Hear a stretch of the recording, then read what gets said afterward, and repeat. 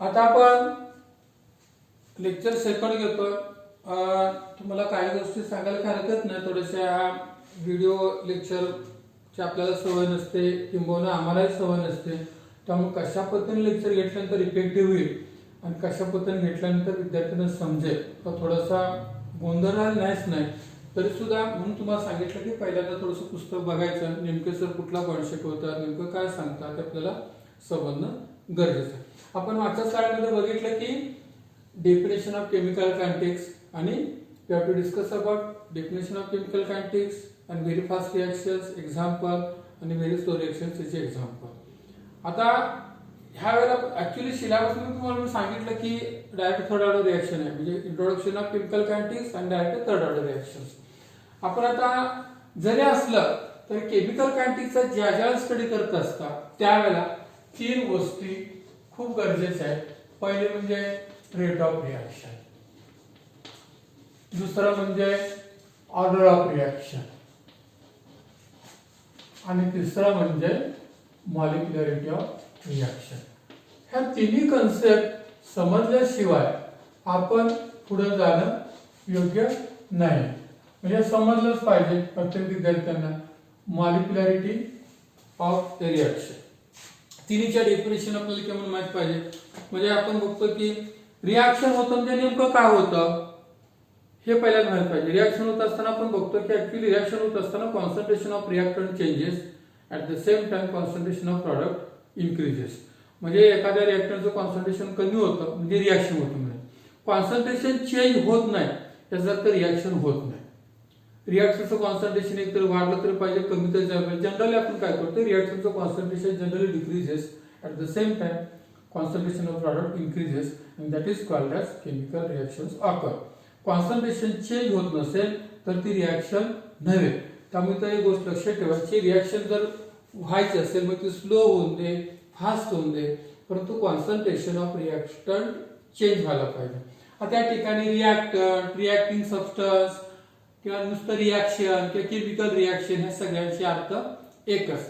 म्हणजे नुसतं तुम्ही रेट ऑफ रिएक्शन म्हणलं की रेट ऑफ केमिकल रिएक्शन अर्थ एकच. ऑर्डर ऑफ रिएक्शन किंवा order of chemical reaction, molecularity of reaction किंवा मॉलिक्युलरिटी ऑफ केमिकल रिएक्शन.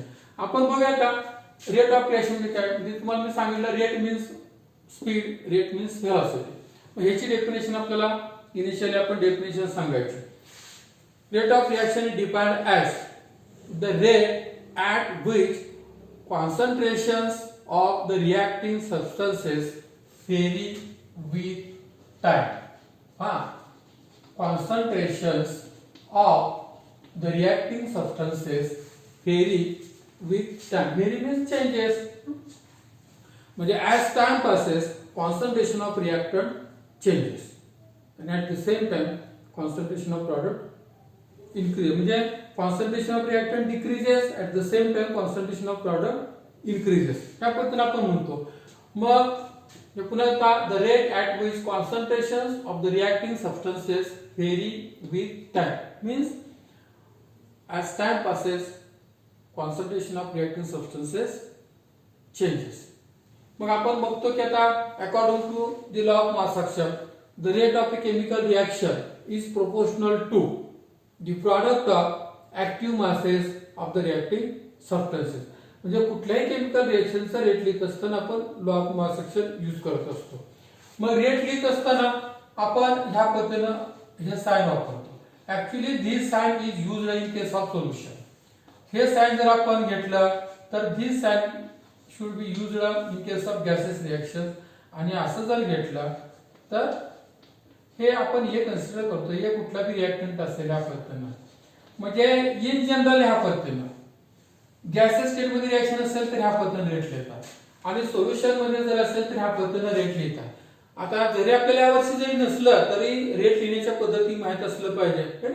म्हणजे सोल्युशन मध्ये अशा पद्धतीने रेट लिहितात minus DC by DT. C means concentration of any reactant, P means concentration of any reactant. म्हणजे gases state मध्ये concentration partial pressure मध्ये consider करतात, सोल्युशन मध्ये कॉन्सन्ट्रेशन या सी कन्सिडर करतात आणि ऍक्टिव्ह मास इन जनरल अशा पद्धतीने म्हणजे आयदर पी और आयदर सी अशा पद्धतीने.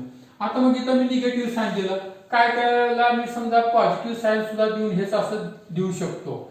म्हणजे DC by DT plus DP by DT किंवा प्लस ह्या पद्धतीनं लिहू शकतो. आता असं केव्हा लिहू शकतो आणि असं केव्हा लिहू शकतो पहा, ज्याला आपण रिएक्टंट कन्सिडर करतो, रिएक्टंट ज्याला कन्सिडर करतो त्याला निगेटिव्ह साइन वापरतो. म्हणजे कॉन्सन्ट्रेशन याचा मिनिंग काय, concentration of reactant decreases with time किंवा concentration of reactant decreases changes as time passes, म्हणजे थोडक्यात डिक्रीजेस येतात त्या पद्धतीने. आणि ह्या ठिकाणी काय, जर आपण प्रॉडक्ट जर कन्सिडर केला तर रेट आपण अशा पद्धतीने पॉझिटिव्ह लिहू शकतो.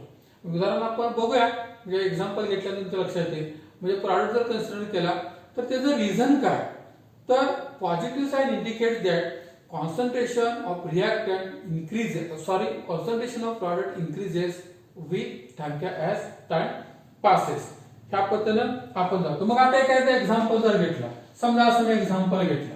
आता याच्यामध्ये कुठले एक्झाम्पल घेत असताना तर ह्या आपण हा ॲरो आहे, ॲरोच्या पाठीमागची बाजू खूप महत्वाची. म्हणजे कुठली जेव्हा तुम्ही ऍक्च्युअली आता दोन्ही पद्धतीने आपण रेट लिहू शकतो, ह्या पद्धतीने लिहू शकतो, ह्या पद्धतीने लिहू शकतो. जरी असलं तरी ह्या ठिकाणी पुढे घेत असताना मात्र ॲरोच्या पाठीमागची बाजू घ्यायची. म्हणजे समजा आपण रेट घेतला, इन जनरल असं घेतलं, rate is proportional to concentration of reactant. समजा ए च्या ऐवजी 2a आहे तर rate is proportional to, rate R ने दाखवतात, रेट लिहितात, रेट ऑफ रिएक्शन लिहितात किंवा ह्या पद्धतीने लिहितात. कुठल्याही पद्धतीने लिहिणं म्हणजे रेट बरोबर. मग कुणी रेट लिहिल, कुणी रेट ऑफ रिएक्शन लिहिल, कोणी रेट लॉ लिहिल, कुणी अशा पद्धतीचं नोटेशन कुठलं जर वापरेल, ते सोल्युशन असेल, गॅसेस मध्ये असेल किंवा ह्या पद्धतीने असेल, अशा पद्धती नोटेशन्स वापरते. ह्या पद्धती तुमचं आहे. म्हणजे रेट लिहिताना आपल्याला त्याचा तो विचार महत्वाचा. म्हणजे प्रत्येक विद्यार्थ्याला रिएक्शन दिली की आपल्याला रेट लिहिता यायला पाहिजे. त्याच्यानंतर order of reaction, order of reaction. आता याचं एक्झाम्पल अजून एखादं घेऊया. ए प्लस बी असं जर असेल आणि प्रॉडक्ट असं जर असेल तर या ठिकाणी रेट किंवा प्रोपोर्शनल टू म्हणजे नेक्स्ट स्टेपला असेल के, के मीन्स रेट कॉन्स्टंट. ह्या पद्धतीने कॉन्सन्ट्रेशन ऑफ ए आणि कॉन्सन्ट्रेशन ऑफ बी ह्या पद्धतीने आपण रेट लिहितो किंवा ह्या पद्धतीने. ह्या ठिकाणी अजून एक गोष्ट कन्सिडर आपल्याला केली पाहिजे की जे काय मॉलिक्युल रिएक्शन्स मध्ये आहे ते त्या सगळ्या मॉलिक्युलचं कॉन्सन्ट्रेशन चेंज होतं. ज्या मॉलिक्युलचं कॉन्सन्ट्रेशन चेंज होतं that molecule takes part in the chemical reaction. Concentration change होत नसेल तर that molecule is not taken can not participate in the given reaction. आता नंतर ऑर्डरली मॉलिक्युल दुसऱ्या स्लाइड मध्ये बघा.